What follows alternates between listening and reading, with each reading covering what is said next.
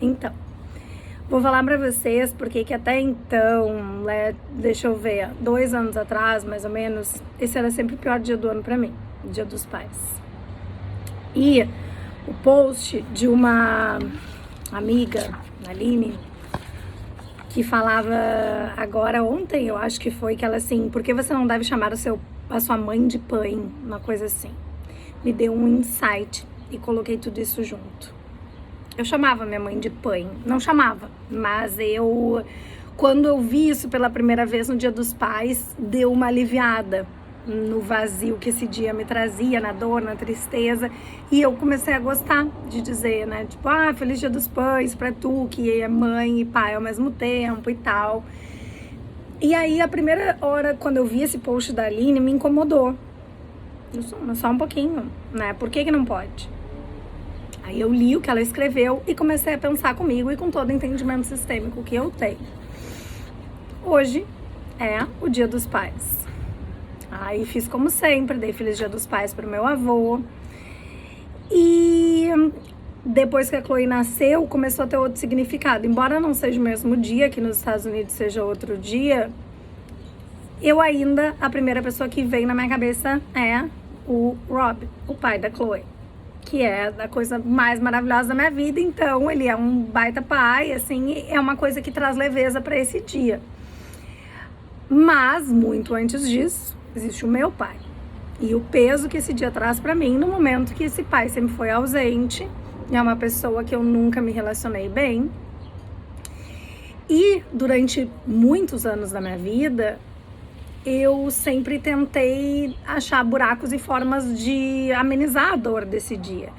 Ou era chamando a minha mãe de pai, dando Feliz Dia dos Pais para ela por tudo que ela fez, ou sempre pensando no meu avô e colocando meu avô nesse lugar de figura paterna que ele sempre teve, né? E dando Feliz Dia dos Pais para ele, agradecendo por tudo, dando Feliz Dia dos Pais para os pais das minhas melhores amigas que também tiveram nesse lugar quando meu pai não teve, que era quem me buscava nas festas, que eu ia para casa delas junto, eu conversava, e sempre foram algumas figuras que eu tive na minha vida.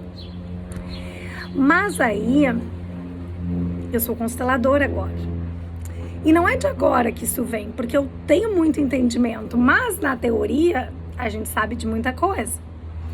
E é aquela coisa, santo de casa não faz milagre. Então não é simplesmente por saber de tudo que tu acaba fazendo. E outra, a vida de ninguém é perfeita. Isso foi um dos ensinamentos que eu tive quando eu me autorizei a ser consteladora e também trabalhar com as outras terapias que eu já tinha. Foi entender que a minha vida nunca vai estar perfeita e que ninguém tem, nem terapeutas, psicólogos, psiquiatras, ninguém tem a vida perfeita. As experiências acabam até nos ajudando, na verdade, a trabalhar com o outro. Às vezes ter mais empatia por já ter estado no lugar do outro, embora não seja necessário. Mas aí, voltando, as minhas experiências com terapia e constelação, elas normalmente iam para um lugar de perdão, de ter que perdoar esse pai. E aí, como é que eu vou perdoar, né? Eu me coloco numa posição superior quando eu vou perdoar alguém, ao menos do meu ponto de vista, né? Tipo assim, tá, eu te perdoo, né? Assim, porque eu sou melhor do que tu, eu te perdoo.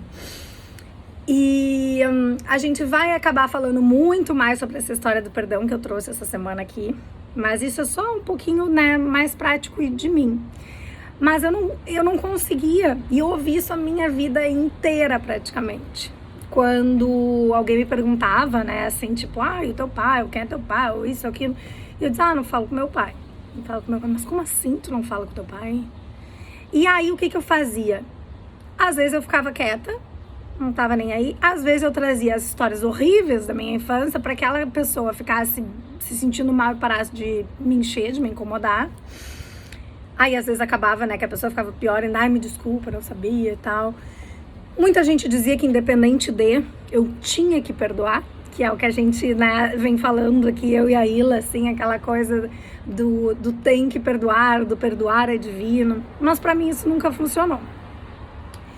E eu ouvi absurdos, assim, inclusive de terapeutas, né? E até que eu fiz uma constelação, que não foi a primeira, e a consteladora deu a entender que eu tinha que perdoar, que eu tinha que ligar, que eu tinha que ir atrás e tal, e pra mim aquilo não fez sentido. Porque eu já tinha feito esse movimento inúmeras vezes e não tinha funcionado. Eu tinha me machucado muito mais e tinha retraumatizado ainda. Até que eu comecei a fazer o curso de constelações. E é óbvio que isso sempre sendo tratado dentro da terapia. Mas a gente sabe que... a gente sabe, não necessariamente tu sabe disso, né? Mas eu sei. Então eu te trago que situações de traumas, digamos que contínuos e que duram por anos, e principalmente relativos a pai e mãe, eles não... Talvez anos de terapia não te resolvam esse trauma. É uma coisa que tu tá sempre trabalhando. E eu digo, eu ainda trabalho isso, né? Eu assumo pra vocês. Não, minha vida não está toda organizada, os meus traumas, as minhas dores, eles não estão todos muito bem acomodados, integrados aqui, ainda são coisas que eu continuo olhando. Mas aí, a minha professora, que pra mim ensina as constelações de uma forma brilhante, ela ensinou que a gente não precisa perdoar, que a gente não tem obrigação de perdoar ninguém, mesmo sendo pai e mãe, principalmente em casos de abuso. E aí a gente fala de abuso físico, abuso psicológico, abuso mental, abuso sexual, e que não foi o meu caso, mas sim de um abuso psicológico de uma pessoa desequilibrada que eu vi constantemente fazerem coisas absurdas e me tratar de uma forma que não era legal. E aí, quando ela disse isso, pra mim, foi onde começou a aliviar todo esse peso. Unido a isso, outras experiências que eu fiz, eu consegui entender melhor o que as constelações, ao menos pra mim e no meu entendimento, trazem. E agora, juntando, quando eu vi o post da Aline, eu me dei conta de tudo. Eu me dei conta, da pressão que eu coloco na minha mãe quando eu chamo ela de pai. A pressão de uma mãe, ela é gigantesca. Imagina se eu ainda digo pra ela que ela tem que ser pai e mãe. Ela já sente essa obrigação. Eu não preciso dizer. Mas se eu digo, pai, isso é o que eu espero de ti, que tu seja pai e mãe. Isso é horrível e é muito, muito pesado. E, embora eu não tenha dito oficialmente, agora eu digo, acredito que a minha mãe tá vendo esse vídeo. Mãe, tu não é pai, tu é apenas a minha mãe. Embora meu pai seja uma pessoa ausente, que tenha escolhido não participar da minha vida, e eu também tenho escolhido que ele não participasse a partir de um momento, esse peso não é teu. O meu avô era outra pessoa que diretamente, que, né, depois seria quem durante muito tempo também entrou nesse lugar, né, que eu dizia assim, não, tu é meu pai, tu é meu pai, tu é meu pai. E é um peso enorme também, porque ele já é pai do meu pai e do meu tio. E ele é apenas meu avô. E ele não tá vendo esse vídeo, mas eu tenho que dizer isso pra ele também.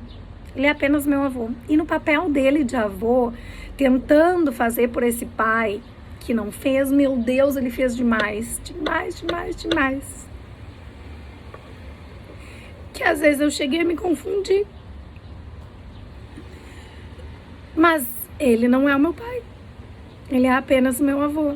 Um avô sensacional, que eu sou muito, muito grata. E muitas vezes também ajudou nessa dor, porque, embora seja mais comum que as pessoas tenham pais, e eu tenha visto, né, isso frequentemente, assim, tipo, desde criança, eu não tenho isso, eu não tenho isso. Não é todo mundo que eu via tendo um avô, e ainda mais hoje.